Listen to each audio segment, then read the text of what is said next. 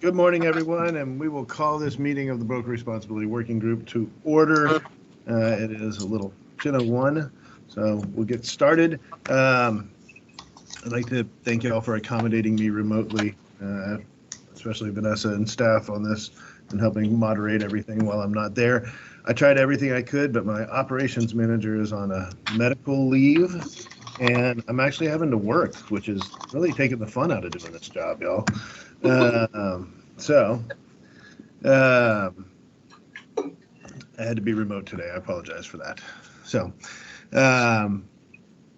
we will get started with agenda item number 3, which is public comment, and there is none. So moving on. Before we... No, I'm sorry. Did we want... Sorry, you may have just been saying this. I think Chelsea had wanted to do an introduction. I was just saying that. Sorry. So, Chelsea has an introduction she'd like to make. Thank you so much, Chan.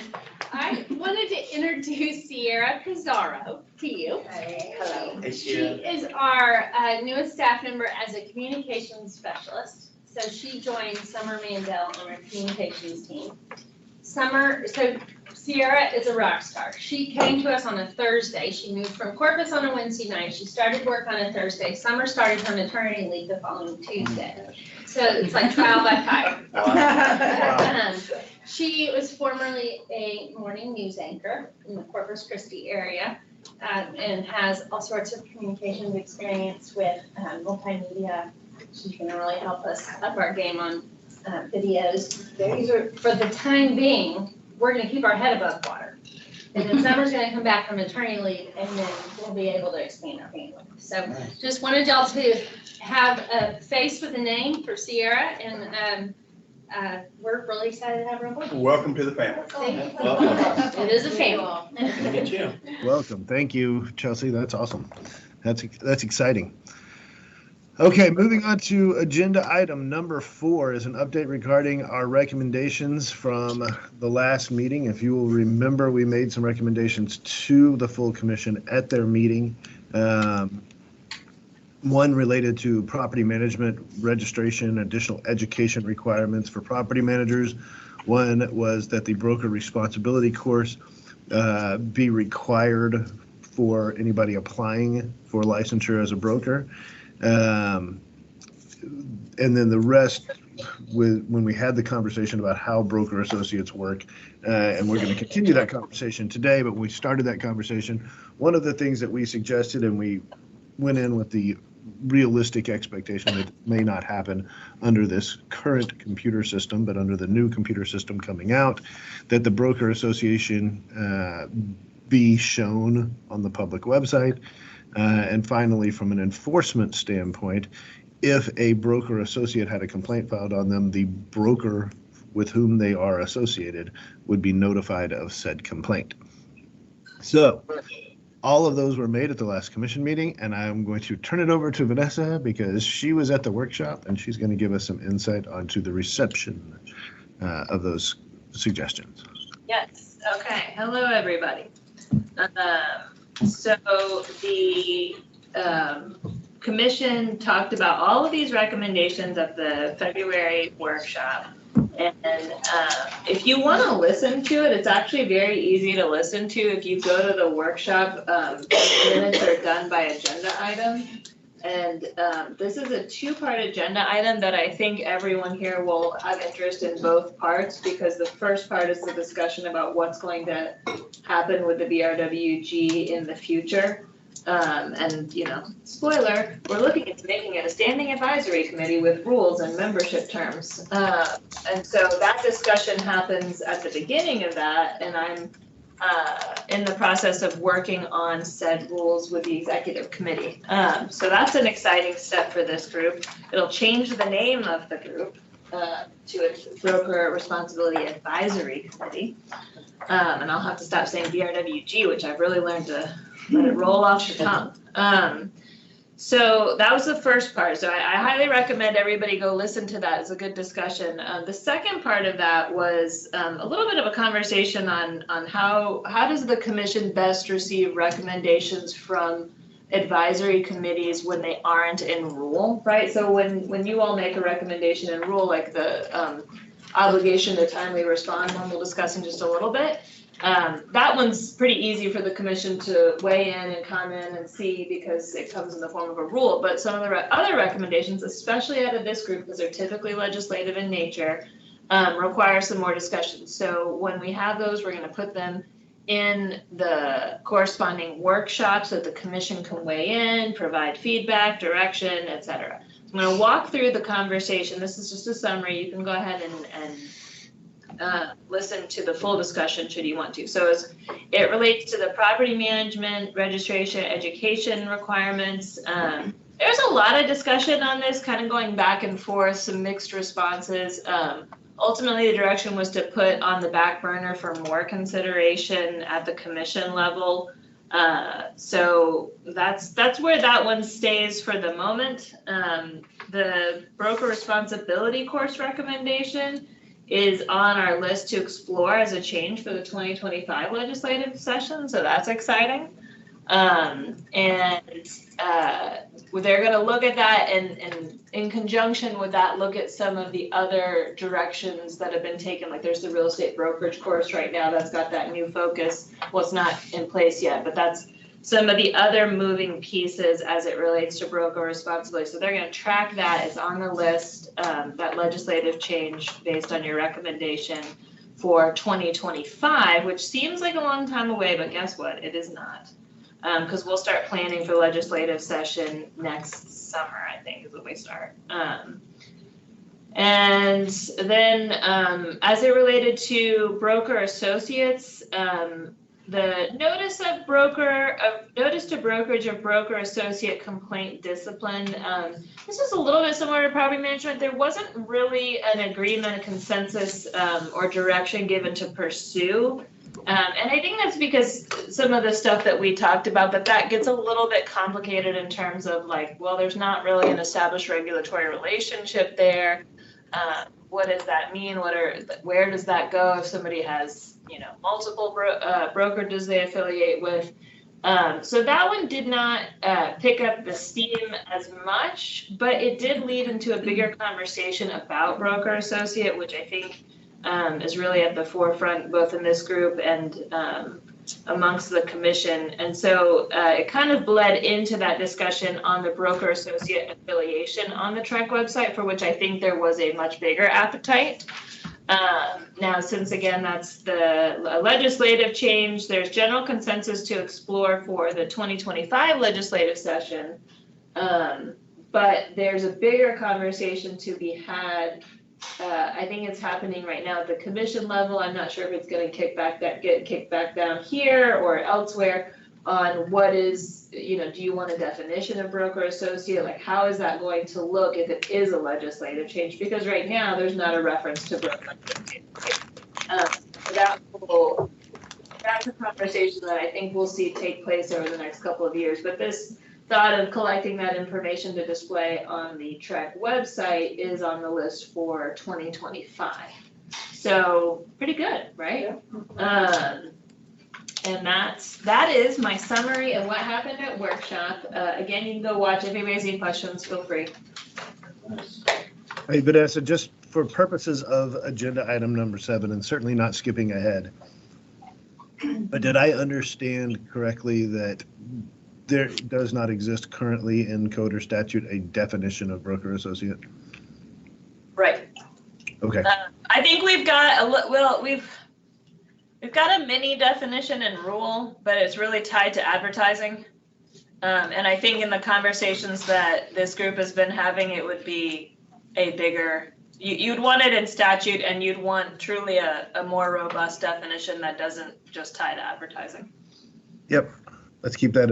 Let's pin that for agenda item number 7 when we get there. All right. Well, thank you very much for that. If you recall, we proposed 2 rules that were then put out for public comment. One of those rules, and I've asked Vanessa if we can put these up on the screen.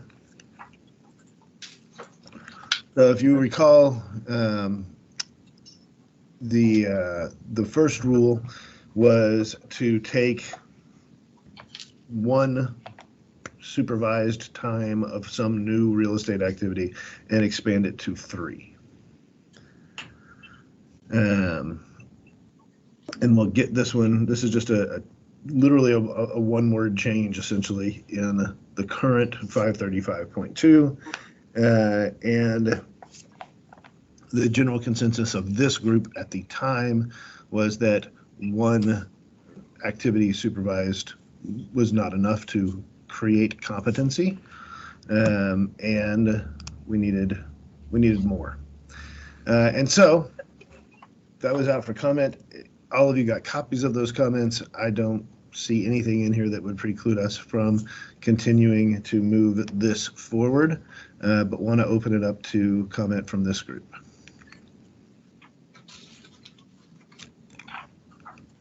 And I think you're going to want to walk through these comments as well. I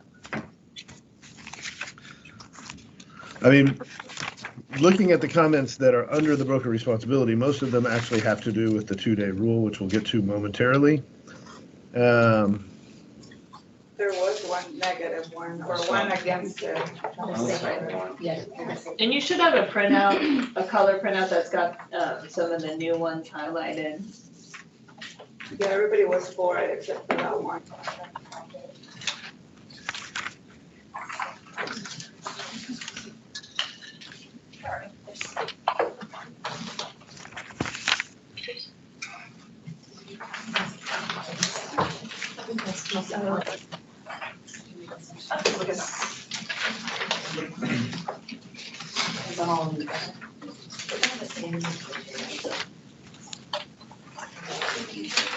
There's only one packet, right? Yeah. Yeah. I think it's the one on Warren Ivy.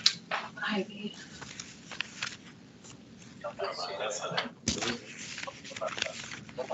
How it's gonna be impossible to track.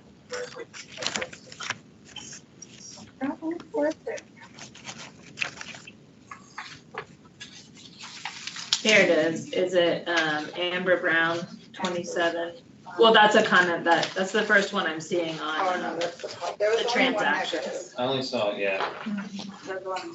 So you've got Amber Brown who is in favor. You've got Lori Selecki in favor. Gary Sternigal, Kimberly Gibbons, Jules Hagenstaller all seem to be in favor. The third tour. Uh, Oh, yeah. And Lou Burns has a question about it.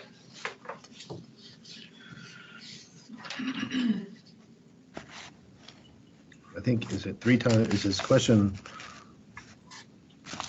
am I missing the question? Or is it just, do you have to do it over 3 days? I don't know. I think he's asking what is coaching and assistance mean? Which is a good question, by the way. This is Brian. I think it's a good question as well. However, we're not really changing the language of the rule. We're just changing the number of times that a broker is going to supervise a licensee. And so we're not adding anything to that other than, hey, it needs to be 3 times per transaction type. I agree.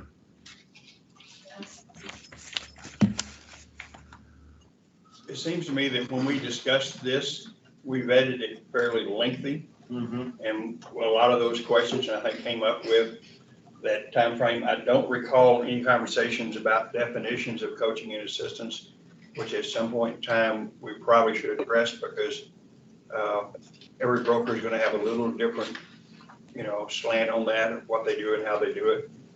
And I think all we really did was deal with the timeline. And I think it's appropriate. because every broker has their own, I think Chance, you mentioned you got 5 in your office, 5 days, or 5 types. Seems like it. 5 transactions, correct.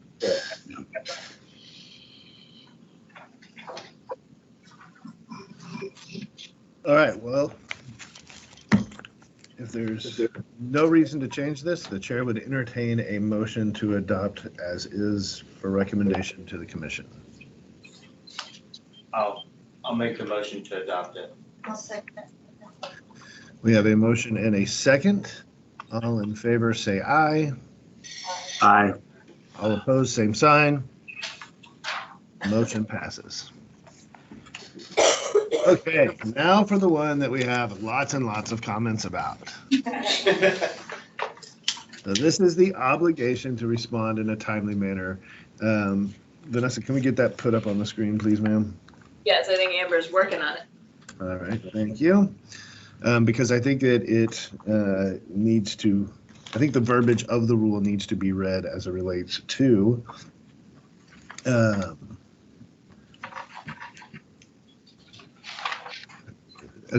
some of this commentary. And I'm going to take a moment of chairman's privilege to share my thoughts on some of these comments, specifically the ones that have been copied and pasted a million times. Somebody got the talking points. Sorry? Somebody got the talking points and got them distributed. Yeah, no, I would say that is NARPM. And that's fine. Like, great. I'm glad that they shared it. We now know, for those of us that are involved in the realtor side of things, we now know what our senators and congressmen feel like when we do a call to action. They get all of these, right? And I'm just going to throw a couple of things out there on this. Number one, knowing a lot of these names, and they are brokers of property management companies, they are already and have been for a significant number of years under this exact same rule that they are protesting against. So there's that. Number two, if they're closed on Saturday and Sunday and somebody asks something on a Saturday, Monday is within 2 days. So just respond when you open back up. And number three, I would have to call into question, whose best interest are we putting first here? The broker not only wanting to work 8 to 5, or the client for whom they are their fiduciary? And the consumer that we're tasked to protect. And for that reason, I think that this rule should be adopted as it stands. I definitely do not think we should be changing anything to business days. Chance, Yes, sir. I would 100% agree with you on that, and I do think, looking at these comments, there are brokers that are really concerned about the time frame on response. However, they're already held to the standard, just as you said. And if an agent doesn't want to respond to a client, A, they're missing out on possible business. B, you're not doing your minimal service for your client. And C, communication's everything in life, right? And if 48 hours is not long enough, I feel like they're not in the right business. And if I get a phone call at 10 o'clock at night, I'm answering my agents. I mean, not everybody's the same way, but for me, it's important for me to respond because this is people's livelihood. This is people's money, their savings. And if it's property management, it's still their money and their savings, and they're still a client. And response is important. So I would agree with you. If it's a Saturday, they've got till Monday. If it's a Friday and there's an issue, why wouldn't you respond? I don't really feel like they're valid points because we've been held to this standard already as brokers. And we're just expanding upon it and adding agents. What was the time? It was just We brokers. only broker. What was it? Same. We're doing is adding agents. Yeah. All we're doing is adding All we're doing is making it where it's not just you as the broker. So right now it's just me and you. And now if they call the agent, they're not held to that same standard. They could just never call back. Correct. So, you know. It's kind of crazy. I do see the property management's point of view though, but when you mentioned that it's already in place, well, because if somebody calls at 10 PM on a Friday, they don't work, because they always, property managements have an emergency line, so they do get back to them if it's an emergency, but sometimes people want silly things that could wait till Monday. Well, and this is transaction Right. based, right? I think that's the key. So we have to talk about this being based on transactions. So it's not necessarily the management of after a transaction. Correct. Exactly right. Okay, that And makes that, sense. to me, it seems like, we can message that. Yeah, I think it needs a little more clarification for the property management groups, so they know. Doesn't it say party to a transaction? Yes. Yes. And I think just doing our, we've got someone new here to communicate for us, so we can put out something in the new Trek newsletter or what have you, and just put it out there and just say, hey, guess what? Here's what we're talking about, so don't worry. But a party to a transaction could be a current tenant that's already under contract and they're like 6 months into their lease. There are parties to a transaction. That's a transaction within, once that lease is signed. That's right. So if it's like something that doesn't require a license, like my water heater's leaking, what are you gonna do about it? That's not necessarily brokerage activity. Now, if they continually ignore it, it could become something like negligence, but that doesn't fall under transaction, in my opinion. Probably just, we need clarification on. Yeah. Right. Yeah. So, this is just a question on what's normal. If someone goes to see a property to rent on a Friday afternoon, it's in a lease, they're expecting to hear back, right, by Sunday, is that normal? No, No, they won't hear back until Monday. or There not should be even, a violation, right? actually, they may not even hear back. So here's the thing, technically, they may not even hear back because they have to run background. So a lot of things are based upon background, credit checks, and they have to turn in everything 100% in order for that transaction to even, so. But it's It's not resolution, right, that's right. I think that's something else. Like, we're not saying you have to resolve any issue within, it's literally like a response. It's the, I was talking to Chancellor earlier, it's the not ghosting someone, Mhm. Right. right? For lack of Steve Moore We're said. setting the expectation you're gonna get an answer on Monday. I Mhm. think that's what you have to communicate, it's an expectation. But I think that's what they're worried about, that they would be like, because a lot of times in property management, you could email them where they have like a drop off, because people have to drop off their money. If it's a Friday or a Saturday, they're not gonna even acknowledge that they received it. Let's say it's a Friday at 5, after 5. They're not gonna acknowledge that they received it until Monday.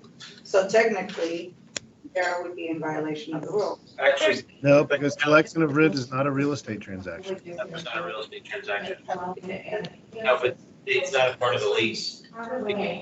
Payment, Got it. Yeah, but not the actual, okay. that's right. So the must respond, that's pretty key. It's like received, you'll hear Yes. from us. Yeah, and in the case that that was not there to see, but in the case that was said, if somebody submits a lease application Friday at 7 PM, let's just say, because what we're really talking about here is 5:01 PM on Friday to 11:59 PM on Friday. That's the span that wouldn't fit in our 2-day window unless there was a federal holiday or something. If somebody were to do that, it's 2023. A simple out-of-office response would be considered a response. Like, thank you for submitting an application. We'll get back with you on Monday. You have responded. In that example, yes, but I don't think that apply, and we talked, that's not always the case, right? There are going to be times in a transaction when you need to be available. Absolutely. But yes, I think that's the right example and the one we keep seeing from property management. That seems to address the property management issue. Right, that, and I think, I mean, I'll defer to Robin who's here. It seemed like the concerns also stem from this idea of, the leak call or the, that kind of stuff that's not related to that concept of transaction. What we found is that real estate transaction is not defined. Right. And so that's where the confusion comes from. Yeah. What is a real estate transaction? And collection of rent not? I mean, that's good to know. I think that's helpful for property managers to know that, that type of thing. And so then, but still, it's a little bit, I don't know, it's a little bit unclear, I think, on what that actually is. Can we just define it better? Well, or do a separate definition of what a real estate transaction is, separate from this. Can you read it one more time? This? Yeah. Yep, broker or sales agent must respond to his or her principal, a broker or sales agent representing another party to a real estate transaction, or an unrepresented party to a real estate transaction within 2 calendar days. I think the use of principal was also deliberate in looking at this, at the concept of transaction. As I remember, we had this conversation and we talked about, offered and close essentially, and how that translates in each type, to property management, to sales, et cetera. And, I think this group can look at the definition of transaction. We also don't want to, whenever you define, you don't want to accidentally exclude or create a scenario where you didn't contemplate. So that, when we had that conversation, I think that was why. Remember, we actually went back and forth on this, on client versus principal versus member or consumer or something along those lines. Right.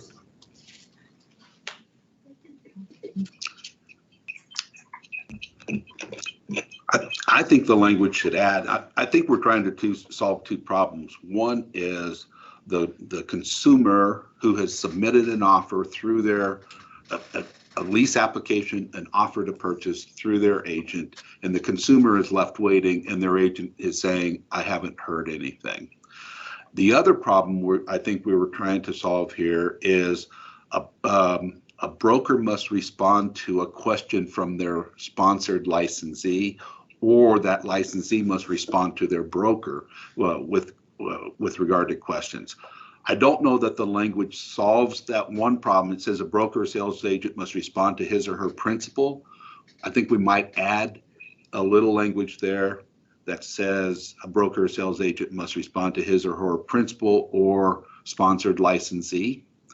And then the rest of the language, I think, reads very well. So that's up in 535.2, Brian. Okay.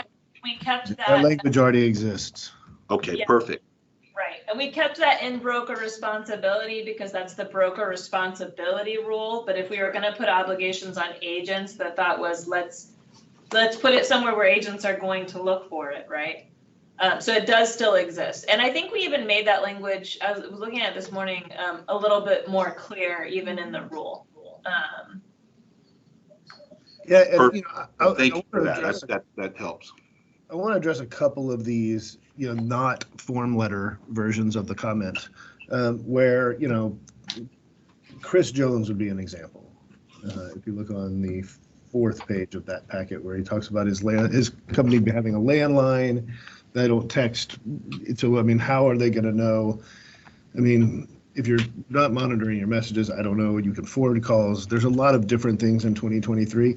But I think the reality here, and I don't want to put words in Mike Malloy's mouth, but I think if somebody called in between 5:01 p.m. and 11:59 p.m. on a Friday and left a message at Chris Jones's landline, and his message said, calls received after 5 p.m. on Friday will be returned Monday morning, I don't think Mike Malloy is going to come down on him with, just let's throw this guy out of real estate forever, if in fact he called back Monday morning.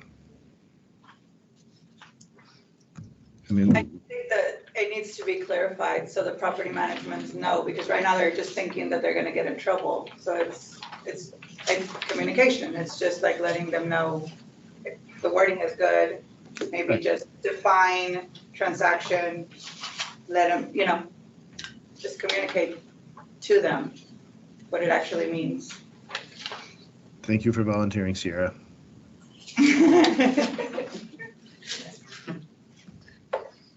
I mean, we can message this and sort of go, it's already in, Legal 1, Legal 2, because I've been writing about it with the assumption that it's going to, be adopted. So like we can put in there too, like, sort of fictional case studies, examples. We can communicate this when we release I love volunteering communications at every meeting. But What did I say? No. But I'm doing the Legal 1, Legal 2 part, so I am doing something. But I think, we can do that. I think, to the extent, Robin, you feel like we're somewhat clearing this up, there's that, you can report back on your end, right? Yeah, I think it's I also think there seems to be an issue of, it's not just, you don't have to solve the problem, right? It's the response. Mhm. It's not, you've been approved, you have to be told you're approved for this within it's truly just the, hey, I've received this, I gotta check with my client. if the messaging comes not only from this group, but at the commission meeting as well, I think that would be helpful for the members, just seeing that and then being able to write about, communicate that both from the Trek side and the association side with our summaries that are put out. Absolutely, and I'll make a point, Robin, when I give the report, if motion is adopted to keep this as it stands, I'll make a point when I give my report to the commission that the spirit of this rule from that standpoint. Really, it's not a resolution to an issue, it's a just don't ghost people. Yeah. All right, hearing no other discussion as to changing this rule, the chair would entertain a motion to adopt as is for recommendation to the commission. Make a motion. Second. We have a motion and a second to adopt the rule as it stands for recommendation to the commission for adoption. All in favor say aye. Aye. All opposed, same sign. Motion passes. All right. Throw that giant stack of paper away. Let's move to agenda item number 7, which is continuing our conversation on the difference between a broker and a sponsoring broker. And two things. I want to let Vanessa kind of pick up where she left off with the some more information about the discussion at the workshop on this. And then also talk about what would constitute a definition of broker associate, because I think if we're really gonna push this based on what we heard earlier in this meeting, it seems like that's something that needs to be clarified. So Vanessa, do you want to kind of give some more insight into where the discussion headed in the workshop? Yeah, yes, I will. And I might be wrong on this. I see that as like a little bit different, but it all starts to intertwine when we start talking about it. So at commission workshop, that whole discussion about the display of broker associate information on the website led to what is a broker associate? What do they typically look like out in practice versus, kind of what we have an idea of what they look like? I think that's important to figure out. How many broker associates are affiliating with multiple brokerages? What are the reasons one might choose to be a broker associate? Is it truly to like share office space and advertising, or is it a real relationship where you're, I'm thinking of somebody like Chance. I think you've got quite a few broker associates under you, and they really are falling in line with the whole CB&A situation. So there's that conversation and trying to figure that out. And then there's this other conversation, like I said, I think they start intertwining about the difference between a broker and a sponsoring broker. And I think, Bob, this is one that you brought up and that you've got your heart into. I think everybody has their heart into, but I'm just remembering Bob bringing this up at the last meeting. And You're right, I'm obsessed with it. yes, this is Bob's obsession. This and Coca-Cola, no. So here we are, at the last meeting, the conversation started to turn toward this discussion of, does there need to be an additional education component if you're gonna sponsor?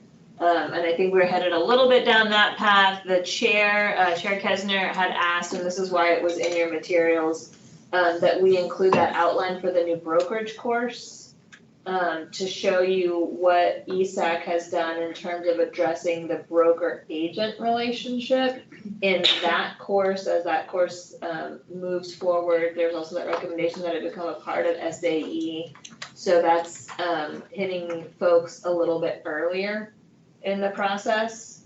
So he had asked that we include that, and so that's, I'm doing a little bit of a like memory refresh since this was in January that we all talked about this, and we've had things going on since then. So that's where we were, and I think this group is taking it and running with it, and Bob, looks like you've got something to say. I do, and it's on the broker associate part. Mhm. Before we get into the sponsoring broker, because I think I agree, two totally different animals. The broker associate is potential for a huge mess. It's real, and I understand, and broker associate is actually addressed, and Chance, you will remember this in the new broker responsibility course. We talk about broker associate, and it describes what it is, and it doesn't define it, but it talks about the relationships and all what that is. There are a lot of little pieces to being a broker associate. One of the things that was pointed out in one of our recent meetings that I had to clarify is that when there's a complaint that's hit and it's a broker, and one of the broker associates in my office stops there. That's what I remember the conversation was. And if somebody in the investigation, Mike, correct me if I'm wrong here, it would have to come out that the reason the thing happened was because the broker, this broker associate is working with, caused that to happen. Their training made them do that type of thing. Is that how the only way the broker would kind of get involved? You think? The broker would have to do some That was sort my of understanding. action. Yeah. Right. Okay, so otherwise, the broker associate, different animal. Now, the thing that's happened that has come across this, and I've discovered some things in one of my offices where we're just like Chance, I've got a number of broker associates. And one of our clear rules is a broker associate cannot sponsor agents. And that's a broker policy. Now, it's my understanding that's not a violation of the TREC rules. Someone's a broker associate has the ability to sponsor someone. Is that correct? Yes, sir. Okay, but I mean, it's a policy of the brokerage, say, if you're gonna be a broker associate in our office, here, in fact, we've got a whole section in our policy procedures manual dealing with broker associates. But one of the things I've discovered after the fact is one of my broker associates actually is the designated broker for one of our LIFROs, limited function referral only, and has 15 agents under that LIFRO, and she's the designated broker. And I wasn't aware of that, didn't know about it. It's a whole different animal, whole different situation. The other thing that has come up is in a recent meeting I was in, they were having a big conversation about brokers violating all kinds of federal laws by having conversations about commission structures and things like that between brokerages. Well, if you've got a broker associate who's associated with my office, is also associated with another office down in Dallas, doesn't that broker associate have information on the commission structures and things of both those offices? And isn't that a problem? I mean, there's some things that happen as a result of the very nature of that animal that I don't think we've thought through. I don't know that we can fix it.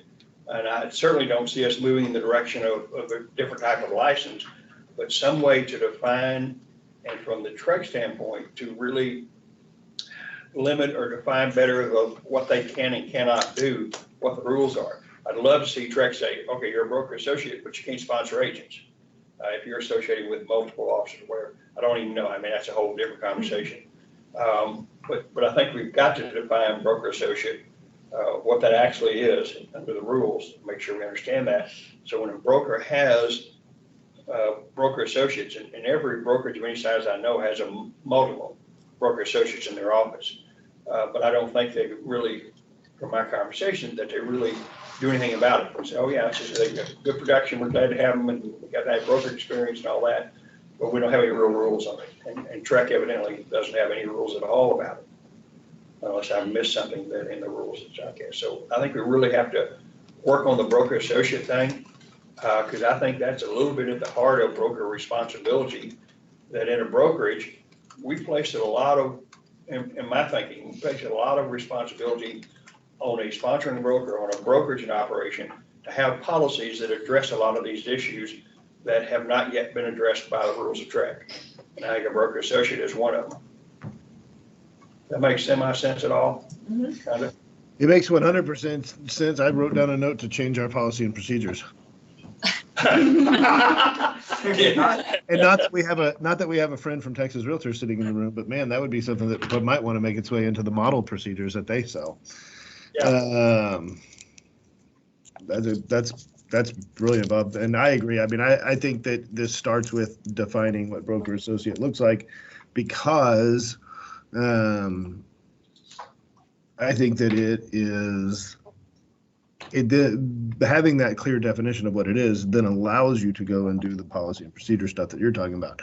I don't necessarily know what that looks like if we're going to create rules or statutes around limiting their ability to conduct business, but I think that it empowers brokers to create policy and procedure that makes sense on how they want to run their business. That sounds good. Do you want to put for future, like as a future topic, more discussion on associate broker and examining practices and definitions? This doesn't exactly fall under our agenda item. I know they intertwine. It seems like that's a bigger, different conversation that we could add for the next agenda. Yeah, if we had some, I don't know what other states do on this when it comes to associated brokers, especially, the states that call everybody a broker. But yeah, I think defining that is something we should definitely talk about at another meeting for sure. Okay. And I would add to that, probably making a list of what problems are we trying to solve? What are the issues we're trying to solve by defining and by changing rules? What are the problems? I think that's a great point. And if I can add what I think the problem is, I think it's that we haven't helped the broker understand what the rules are and the responsibilities that they may or may not have in addressing the issue. Yep. One of our main things that we do, in my opinion, is we help the brokers understand what it means to be responsible. And for us to help them understand what's responsible, we have to say, well, here's what the rules say about this. And so you can base your policy procedures and manual based on what the rules say. If the rule doesn't address it, that's a whole different ballgame. Now, maybe the rules cannot address it and should not address it because we're limiting people. But if we don't address it, what, in my opinion, Trek is saying to the broker, you get to do it on your own. You get to make up your own rules. You can do whatever because we don't deal with it. It's not in our rules. So do whatever. At some point in time, this group will say, okay, enough things have happened. We need to put it in the rules. We need to give the broker that additional ammunition. Yeah.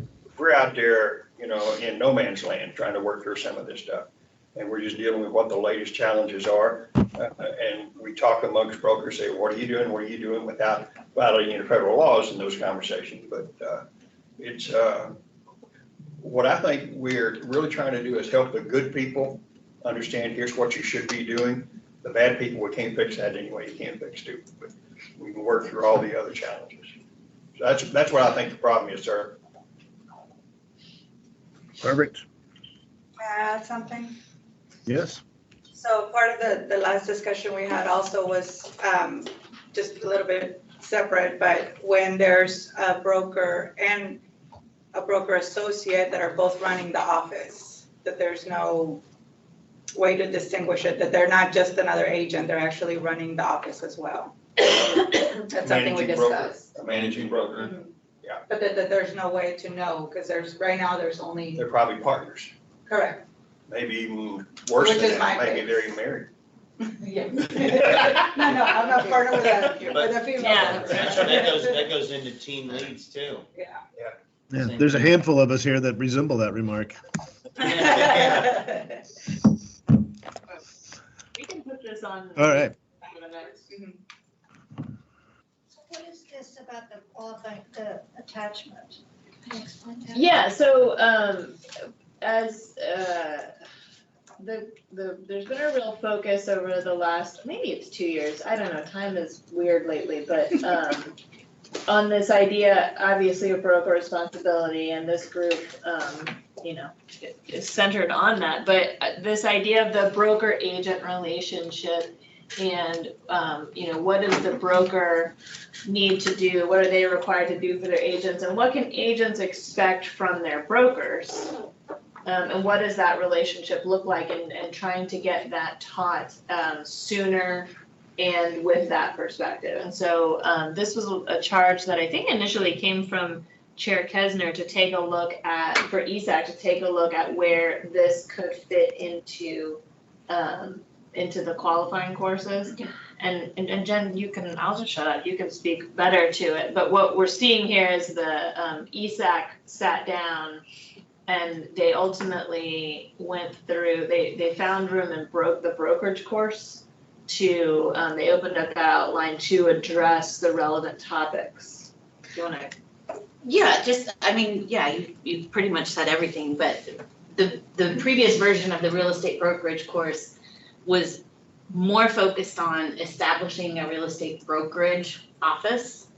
And at the direction of Chair Kessner, ESAC took a look at that and said, where can we pull out some information that is maybe not as relevant to that primary relationship and the expectations that both the broker should have of the sales agent, but the sales agent should also have of their sponsoring broker.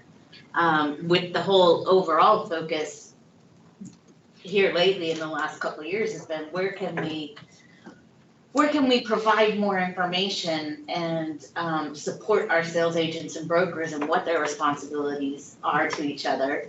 There's one place. New additions to the broker responsibility course. What are the different areas where it can be addressed? And the real estate brokerage course is one of those.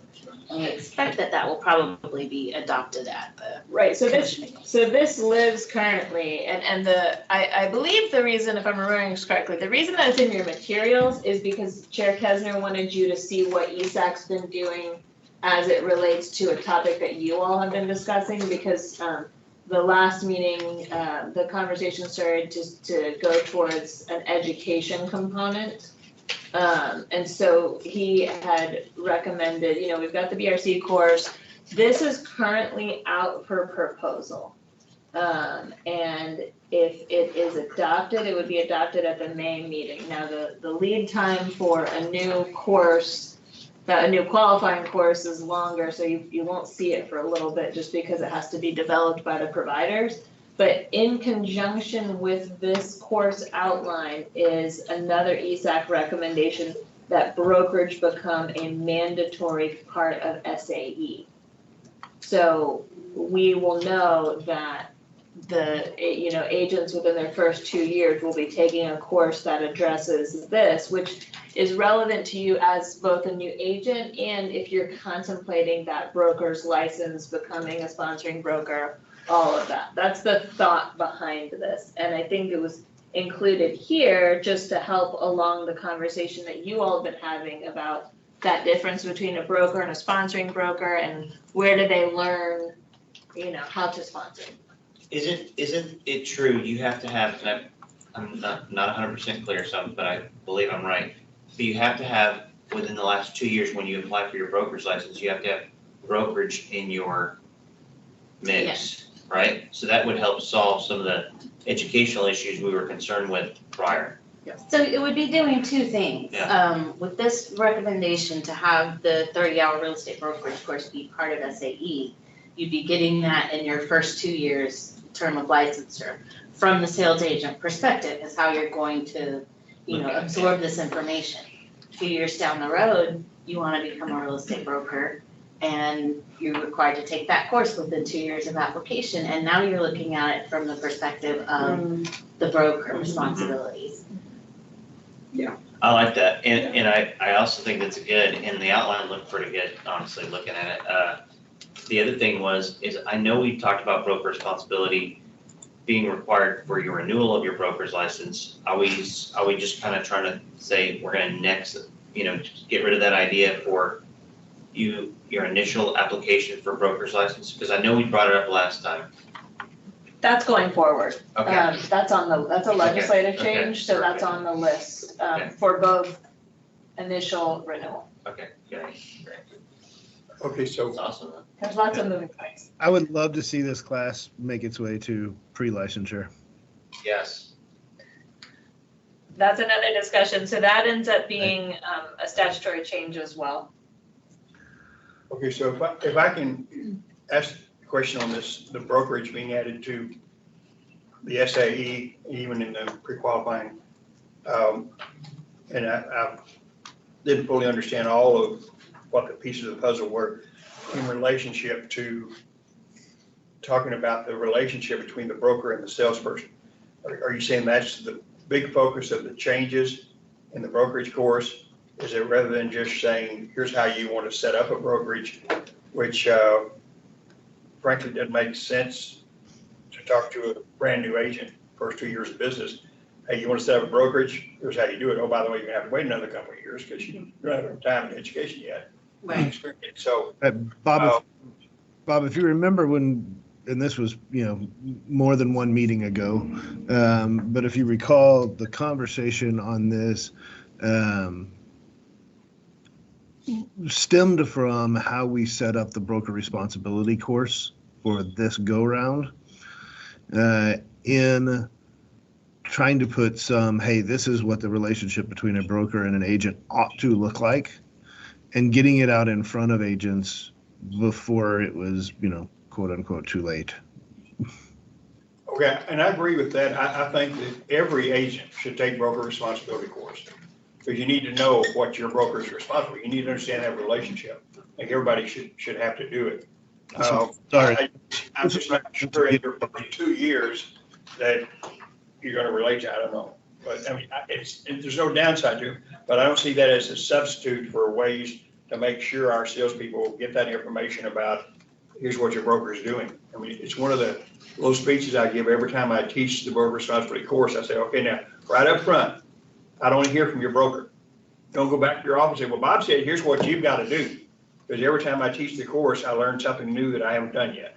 I say, oops, I got to make that change in my policy procedure manual and one more thing. So I think as we work through that, it's good for them to know what their broker is responsible for and what they're responsible for, because we talk about that in the course too. So I don't see a downside to that, but I don't want to see that as a substitute for getting the good information to the agents about, here's how this works. Here's what your broker is really doing out there and responsible for doing.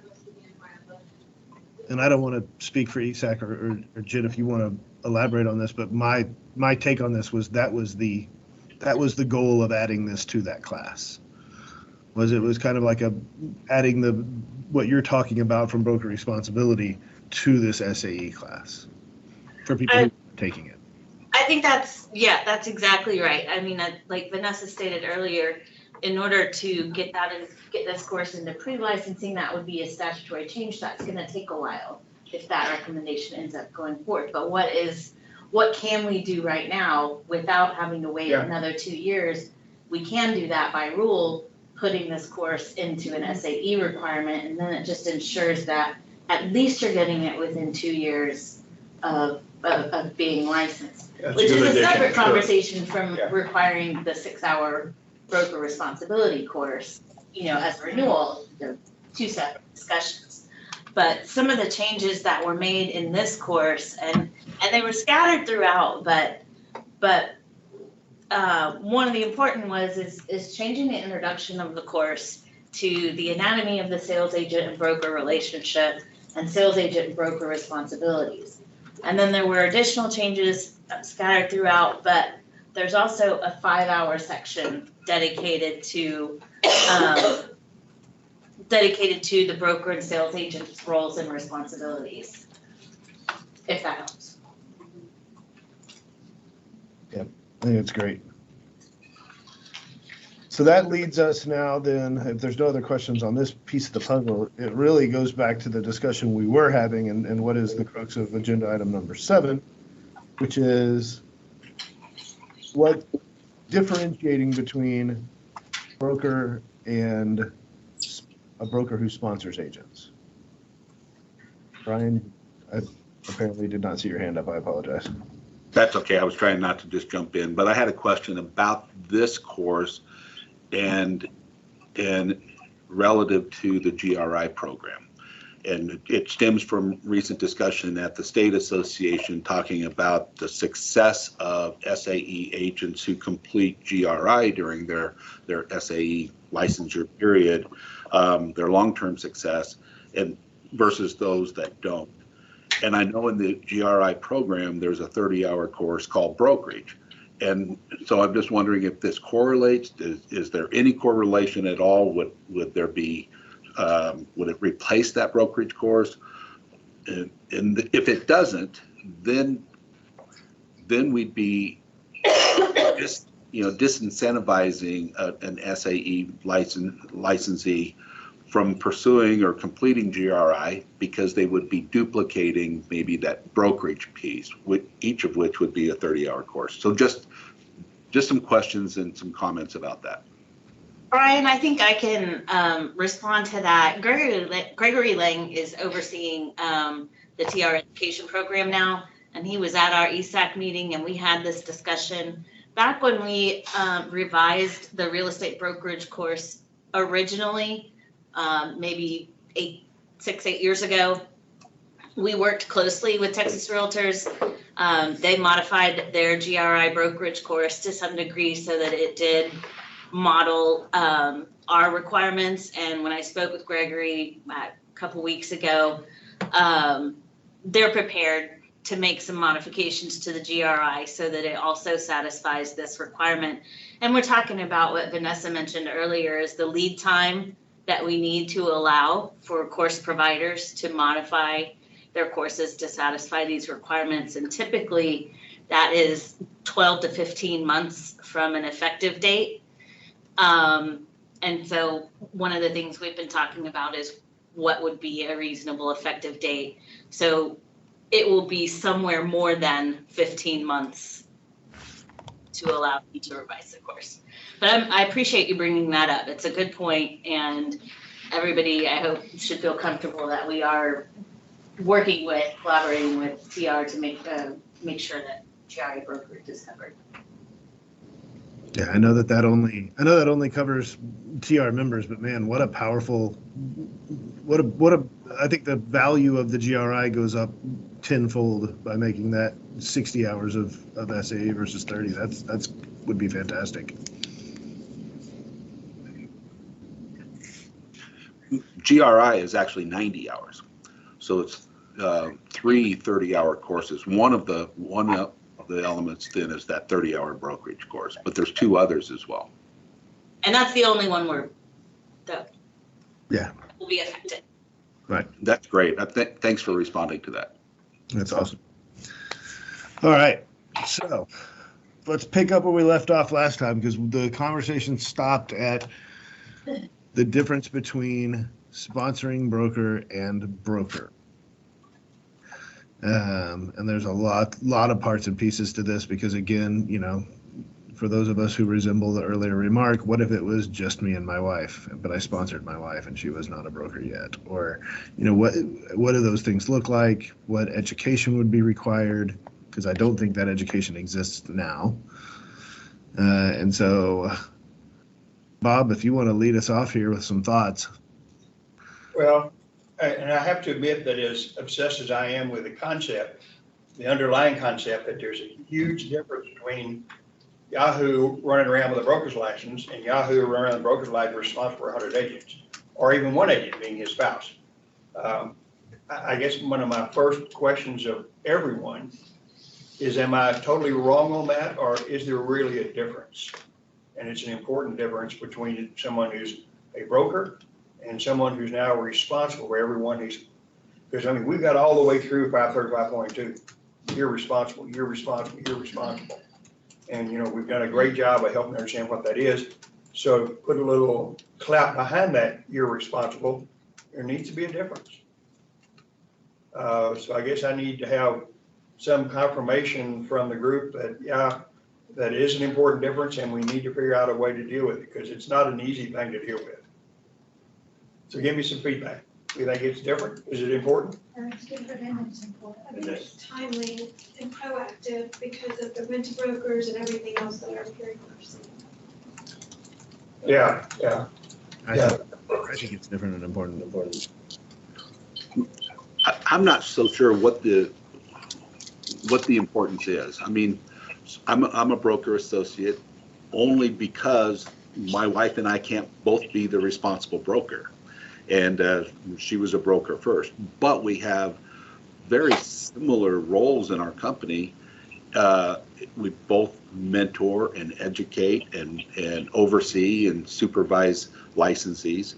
We encourage our sales agents to continue education and to pursue their broker license, because I think it gives them street cred, it gives them additional education, it prepares them better to run their personal business. The education that I took to become a broker and therefore a broker associate was the same education and preparation that my responsible broker wife took. So we're prepared in the same way, we're educated in the same way, we have the same experience in the same way. We're both qualified to sponsor agents, but there can only be one sponsoring broker in the company. We own multiple companies, and I'm the responsible broker of a LIFRO, like you were talking about, Bob, and that's, you know, just roll of the dice, I guess. So I don't know, again, I don't know what problems we're trying to solve there. If somebody has achieved the experience and the education to become a broker, I think they are prepared to sponsor agents, just like a responsible broker already is. Okay, if I may, Brian, thank you for bringing it up, because one of the challenges as we move a little bit away from the whole broker associate thing, which I think we'll deal with on the next one, and Leslie brought up some good things, what some other states are doing, which will help us on doing that.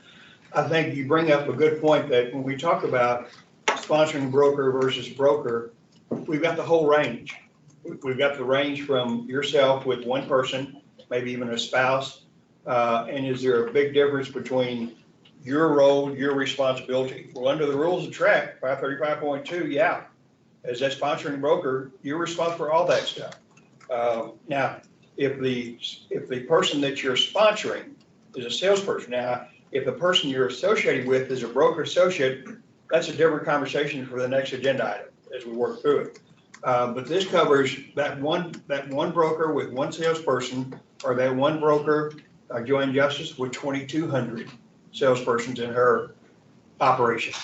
And I think setting up some kind of rules to see, here's the difference. If you're going to be that, you're going to be responsible. And it's not just from the brokerage standpoint, not just from this person who is responsible, it's their agents.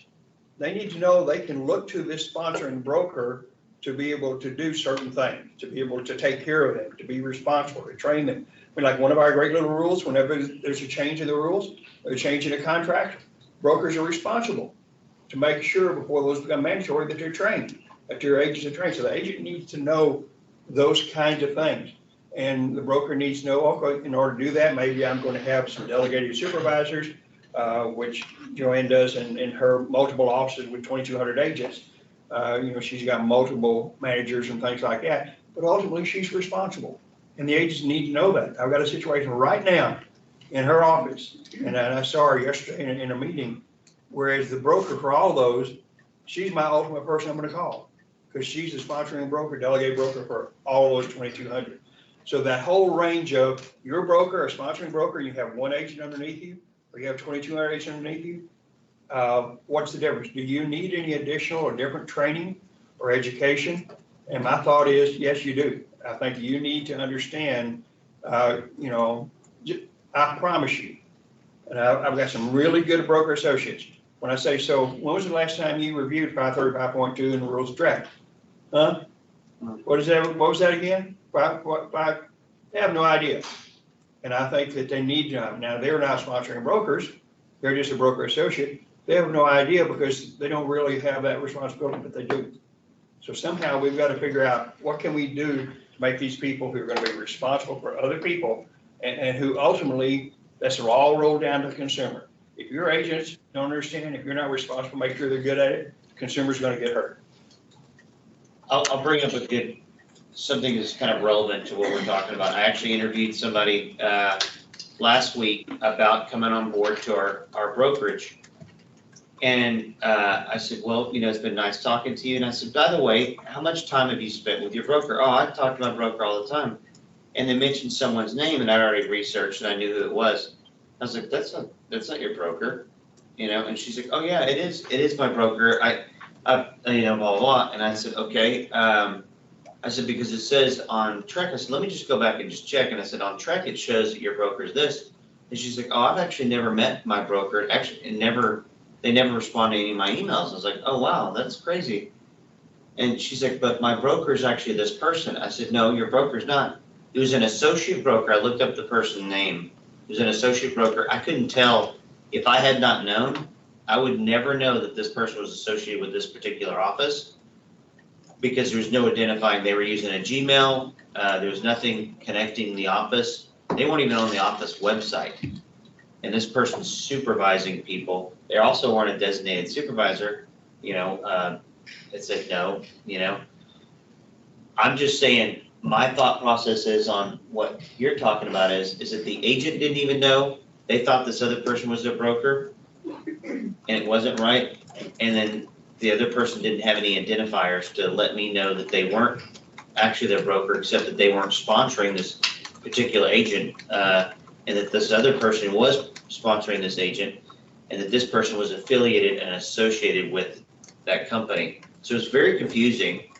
I was confused, and then once I figured it all out, I was like, okay, I kind of see this whole thing on this associate broker being an issue, because this actually just happened to me last week, and this person really thought, also on their IAPS, by the way, this person wasn't listed as a supervisor or anything, but they're getting advice from this individual. And I was like, this is insane. And they just don't understand. It's an education piece that's a problem. It is, but I think there's another little part to that, and I'm just using my office as an example. I have another broker associate, as I mentioned, but we both run the office as brokers.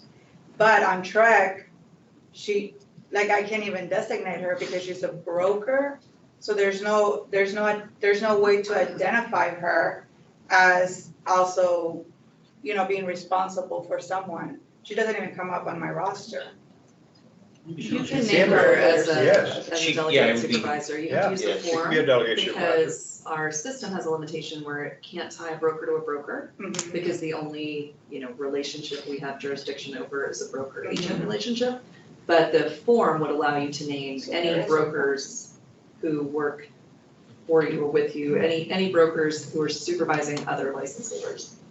And you So can there's use a the paper specific, form. because I know for like any other of my agents, I can just click on it and designate Because them. you But she sponsor doesn't come them, up, and yeah. that's a recognized relationship that's established in our system. What is the form called? It's a notice of delegating, I'm gonna butcher the name of the form, but it is a notice of a delegated supervisor. Okay. I bet we So- can find it. Yeah. I think, if I'm not incorrect, I believe the broker can log in themselves and change it for themselves.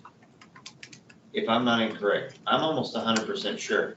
The broker has authority to Change it notify for us themselves. that they're no longer supervising. Right, yeah, Because they're a they can broker. make their own update, right? Right, Yeah. and that's been in the rules, but if, in this scenario, that you're describing, you could name additional brokers who are supervising other license holders by using that form, since you can't do it automatically through Okay. the system. So question, this is the official question, I get where you're going to. On my thought process, would that mean that it would be a violation if something happened? Could that be considered as a violation if they haven't been notified?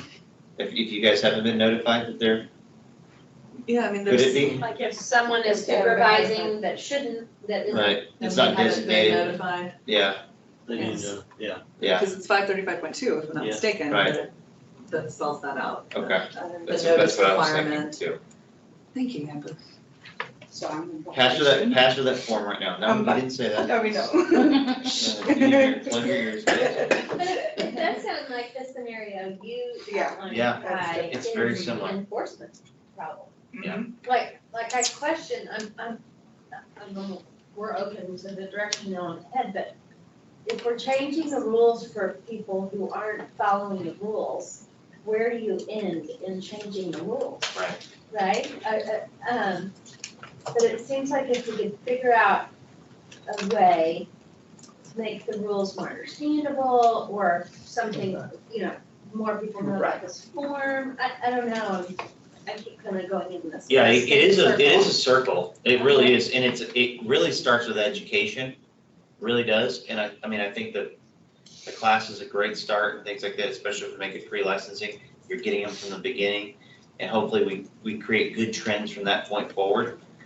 But I do see, this happened to me last week, and literally I saw it, and I was like, this is exactly what we're talking about, it just was random. And I could see it being an issue because it took me a while to figure it all out. Yeah. Because I literally looked them up, I couldn't find them on the roster, and then the name wasn't exactly the same because she called herself something else, and so the name didn't quite line up.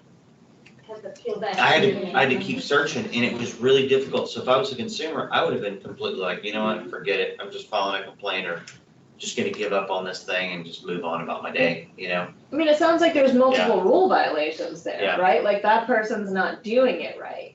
Right. So. And they're not bad people. This person wasn't a bad No, person. And those you know what, it's not like, it's an education piece, but the issue is that if we're doing it for transparency and we're doing it to try to be equal across the board, yes, it would be a problem. And But that's what I hopefully, saw. we understand enforcement through education. Yeah, that's right. And that's key to educating somebody, to make sure you understand, because that's the end result. It's not just to find somebody, but to educate them. I don't think we're trying to fine everybody, No, I didn't, Educate. what No, I'm I just meant saying. is like what you're seeing there, like there's rules in place that address the problems you're seeing. You're Right. finding somebody who's not, it's like what Chelsea just said, you're finding someone who's not in compliance with that. And so I think that's why you keep coming back to, it's an education It is. component. And there's a disconnect, there is a disconnect. The biggest disconnect I see, and it probably can be fixed with a new system, but the biggest disconnect is the identification piece. And I don't know exactly how you do it. And what I mean by that is, let's just say me and you are working in the same office. You're the broker of record, I'm the associate broker, and you're running the day-to-day operation. You're kind of like the operations manager. You're like getting everything done behind the scenes. And I'm the front-facing guy. I'm the guy who's going out and talking to everybody and just like, hey, how's everything going? How's your business? Blah, blah, blah. And you're back here making sure the numbers are right, the contracts are good, all this good stuff.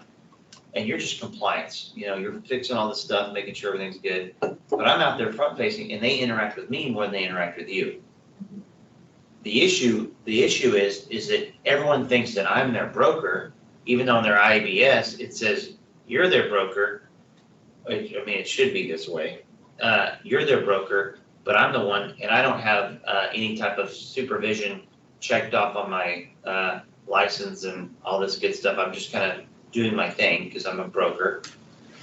I don't think that there's a clear connection between me and you because I'm not in the same office officially, right? Or my address may not line up or whatever it is. The fact is that there's no connection between me and you besides me and you knowing that. Yeah, well, you and I agreed. Right, exactly, yes. I think the problem is the outside world, outside of our bubble in real estate. I think the outside world wouldn't have a clue, is the problem. Because there's no connection between me and you besides if you go back and peel back the onion like I did, trying to understand and figure out what's going on, I don't think anybody would be able to figure it out, just honestly. Yeah. You It's know what I not an mean? uncommon thing. I Yeah. mean, I'm sure it's I'm not. on attorney duty, just like my Yeah. other staff attorneys, and, I'll have sales agents that say, I don't know who my broker is. Yeah. It's not a thing. We do But- print the Yeah, sponsoring they brokers should on the know. license. Yeah. It's just, they just don't As a look at that reminder. stuff. I mean, the Well, IBS was corrected, was Yeah. It's changed not a name, to it's a corporation. hopefully Right, give that information to the public. right.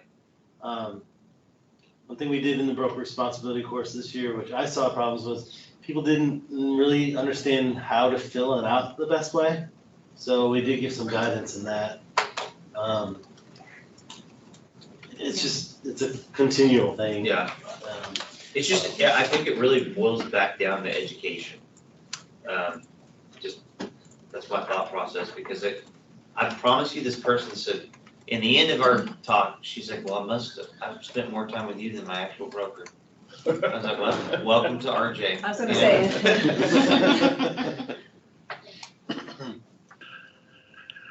So just to weigh in, I think we've got two issues, and one is kind of I think the IABS form works really, really well in identifying the brokerage, the responsible broker, the delegated supervisor, and the licensee.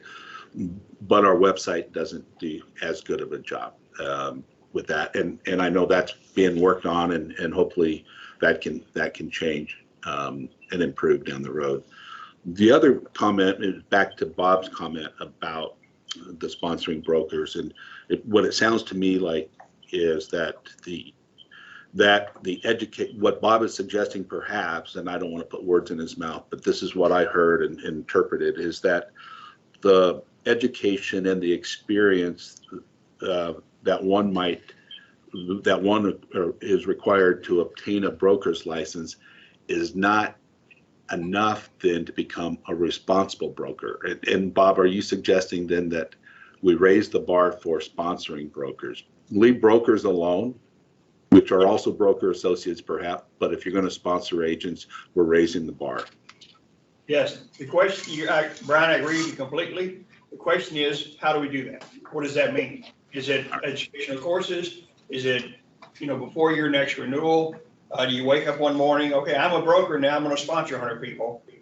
Okay, but before you do that, here's what you're required to have done. Hopefully, it gives lead time to someone who's thinking about this. They didn't just wake up that morning and they know, okay, there's a process in the rules of TREC that if I'm gonna sponsor people, I need to have done this. I need to have taken an additional course, have additional hours, so that when I do decide I'm going to sponsor people, I've gone through that process. Isn't that what you all tried to address with that recommendation that the broker responsibility course be taken at the application and renewal? Yes. Yes, and in fact, I thought that was a motion. I thought it went forward. Did it not go forward? Well, Yeah, that's I the remember the one motion that, and their second. and that's all. the statutory change that Yeah, they'll pursue. So it's one, that was a good step forward that if you're gonna be a broker, you need to take the broker responsibility course because of the way the course is written now. It's much, much better now than it was in the past in addressing that, in addressing the responsibility of a broker, of a sponsoring broker. So yeah, that's part of it. I think the conversation was whether or not that's sufficient, that if you're gonna start sponsoring people, then you need to take this broker responsibility course, the 6-hour course. Is that gonna be sufficient? Are we going to continue to, as I presume we will, make adjustments to that course so that maybe the next series of courses, 20, 25, and 26, will have even more emphasis on the difference between a sponsoring broker and a broker as we continue to move down that road. And I think that'd be an easy adjustment. That wouldn't even require rules changes. That's just the writing group, trying to push in one direction or the other so that eventually over time, people understand you're gonna sponsor people, it's a different world. And here's what you need to have done before you decide to do that. And give me that look. Well, no, I was wondering, how did each of you decide, or for those of you who are sponsoring brokers, how did you make that leap in terms of being equipped? Wasn't because I went to any course from track. That's exactly There right. wasn't anything School from of hard track. knocks. Kind of figuring it out. Yeah, yeah. Yeah, as much education as I possibly could take. But we didn't have anything specifically from track, from Texas Realtor, from anyone that said, you know, I mean, we've got the brokerage course, which has a lot of good information on how to set up a brokerage, that kind of thing. But it really was just going through the experience, seeing what my other broker friends do, Yeah. and making the responsibility. And in all fairness, I did not understand I feel until like I'd done having it, my how own big a meeting. deal it was. Well, so can I rebut that, Bob, and tell you that I think the same is true of every single licensee who practices real estate, whether they're a broker or not. I didn't know a lot about selling a house the first time I sold a house. Yeah, I think that's true for a lot of our Sure. careers. Yeah. Yeah, are there courses, maybe this is for Jen, are there elective courses available that equip people in general management and some of these things you need to know for to be a sponsoring broker that's not particularly regulatory in nature? I can really only answer anecdotally, just because of the volume of courses that we have. We would accept them, but I don't know that there are many of them. Interesting. Yeah. That is interesting, huh? It's a niche. Right. It's not a topic that is Well, hungry just see on. one from Bob and I here, Karen. There you go. Okay. Got the brokers and stuff like that, that just licenses. Yeah. You don't care. Don't care. Yeah. You get paid a fee. So I guess we come to the question based on what Brian and James both saying that, is this a process over some years that we start off with the broker responsibility course, as it's set up now, where it does help somewhat, that if you're gonna be a sponsoring broker, that you have to, before you do that, you've got to take that course. And then, I don't know whether we do this or we do this in concert with ESAC, we say, we want to begin to see this course do a much better job, be much stronger in helping people understand the distinction between sponsoring broker and broker, so that if they're going to take that course before they become a sponsoring broker, they've been forewarned. And maybe you even throw in, without focusing on, like we do with the brokerage GRI course, on how to set up a brokerage. I frankly don't want to go down that road, but I do want to emphasize this is what it means to be broker responsibility. I think we need to have more of 535.2 in that course than what we have. We just got about 3 pages of it. I think you need to expand on it more in that course, because that's really kind of the heart of it, plus the definitions in LEMO 1 dealing with broker. So is it one of those things that we can start with this requirement that you cannot be a sponsored broker until you have the broker responsibility course? And then we kind of move in the direction, recognize that it'll take time to get them to move forward and expand on what's in that course, to have it really make a better, stronger distinction between sponsoring broker and broker, rather than a couple paragraphs. Go ahead. Oh, I just had another thought, because I know that this would, we talked about this, and this would take some time, and it would need to be approved by, the legislature and stuff, but, I think from a staff perspective, one of the things we could do, because you just brought up a great point, like, okay, we really don't have a lot in that genre, of course, topic. But from a communication perspective, we could probably send something out in our education connection that goes out to all education providers and say, hey, these are things that have been talked about in ESAC and in the broker responsibility working group. If you are an education provider looking for something new to write about, Sure. here's a great, here's a great topic, and just kind of generate some interest. And I think that's very cool. And now, Bob, what you're saying, I'm gonna piggyback off of what he was saying. I love that idea, actually. That's really cool. And what Bob was saying is it, if you can't be a sponsoring broker until you have broker responsibility, is what you're saying. Yeah, the course. Right. So we are gonna solve that problem, because we're gonna hopefully push everything through.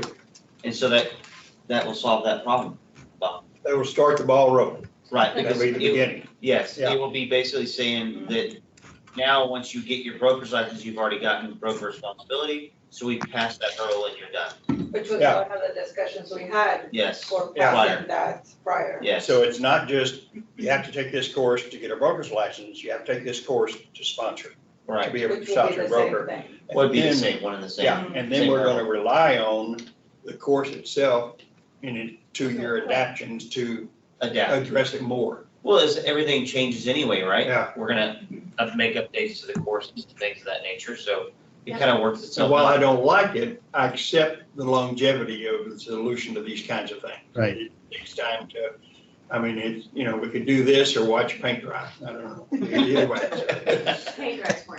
Yeah, you're right. So it sounds like we have a plan there. That's great. Any other discussion on that matter? So are we gonna make a motion? Are we gonna have a requirement that, We already have. you made a motion that before you get a broker's license, but to me, this is the next step, that not just to get a broker's license, but to be a sponsoring broker, you have to have taken the broker responsibility. Because you can, I mean, I'm trying to think of the timing of this, because has the commission approved that one about before getting a broker's license, you have to take the course? No, because it has to go through the legislature. Next register? No, that's a statutory change. So That that has was, to go through the legislature, Bob, which wouldn't happen until 2025. Okay. And then if we pass the motion on what you're wanting, it would also have to be a statutory change, correct? But wouldn't they, and correct me if I'm wrong, and maybe I'm misunderstanding, but wouldn't they be redundant? yes. It would be. It would, and that was At the one point in discussion time, we it would had. be. Well, see, I don't see it as redundant. I'm trying to think through the timing. So if we do say, okay, before you become a broker, you need to take that course. So, okay, then you decide you're gonna be a sponsor broker, or you've already taken the course. So, okay, maybe it is redundant. I just have to think through the timing of when the steps happen. Well, Vanessa and Chelsea, correct me if I'm incorrect, if I'm wrong here, but She will. if you, I didn't really have to say that. I'm just trying. I really like all of you so much. If in fact somebody is going to be a sponsoring broker, they would then, under this statutory change, assuming that that happened in 2025, they would have already had to have taken the broker responsibility course in order to both get that license and or sponsor. Right. It'll be anytime you want to become a broker, you have to have taken that course and you'll have to take it at renewal. So is there, I mean, as I'm thinking about it, I'm like, is there a potential for like a small segment to, get it the first time at renewal? Yes, but that's the current. That's the current way we're doing it anyway, so. So there'll be a little bit of, there'll be like a, So I think our previous, my point being, I think our previous motion covers this. Right. Yeah.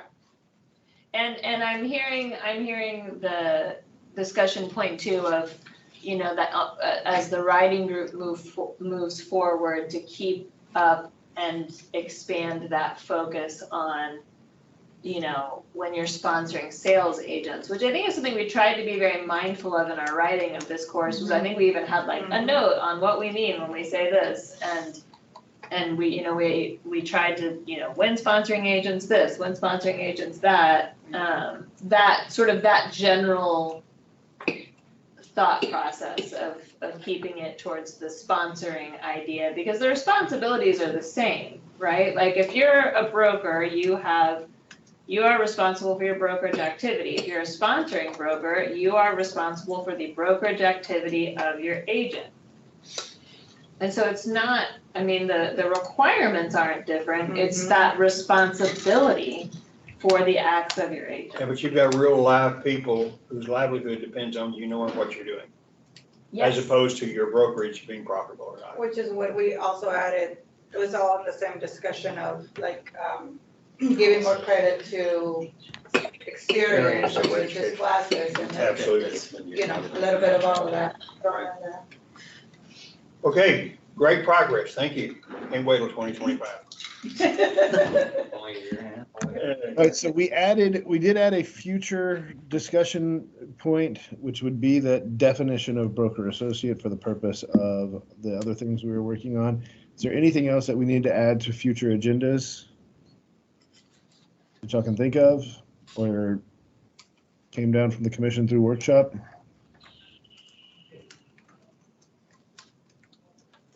All right. Our next meeting date is Wednesday, July 12th.